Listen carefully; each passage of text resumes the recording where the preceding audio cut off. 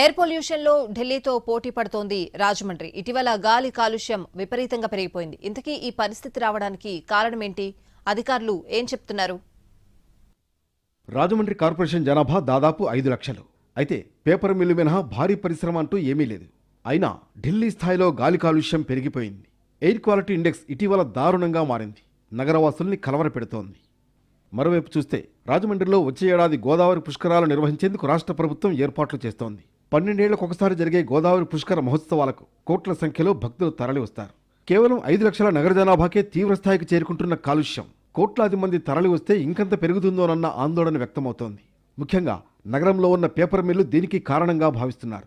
Mill నుంచి వచ్చే వ్యర్థాలు నేరుగా గాలిలో కలిసిపోవడం వల్లే ప్రమాదకర స్థాయికి పొల్యూషన్ చేరిందన్నది ఒక అంచనా. మరోవైపు ఇబ్బడి ముబ్బడిగా పెరిగిన వాహనాల రాకపోకలు కూడా వాతావరణాన్ని కలుషితం చేస్తున్నాయి. ఎయిర్ క్వాలిటీ ఇండెక్స్ 100లోపు ఉంటే కాస్త మెరుగైన వాతావరణంలో ఉన్నట్లే చెబుతారు. గతంలో చెత్త తరలింపు, డిస్పో చేయడంలో జాగ్రత్తలు తీసుకునేవారు. ప్రస్తుతం అధికారులు, పాలకులు పట్టించుకోకపోవడం వల్ల రాజమండ్రిలో వాయు, జల కాలుష్యం పెరిగిపోయిందన్న ఆందోళన వ్యక్తమవుతోంది. అలాగే శ్వాసకోశ సంబంధ వ్యాధులు కూడా ప్రబలుతున్నాయి. గతంలో రాజమండ్రిలో హరిత భవిత పేరుతో భారీగా చెట్లు నాటించే కార్యక్రమం నిర్వహించారు. ఇప్పుడు ఆ పరిస్థితి కనిపించడం లేదు. అభివృద్ధి పేరుతో ఉన్న చెట్లను కూడా నరికేస్తున్నారు. ఈ నిర్లక్ష్యం ఇలాగే కొనసాగితే రాజమహేంద్రవరం కాలుష్య కోరలకు చిక్కి శల్యం కావాల్సిందే.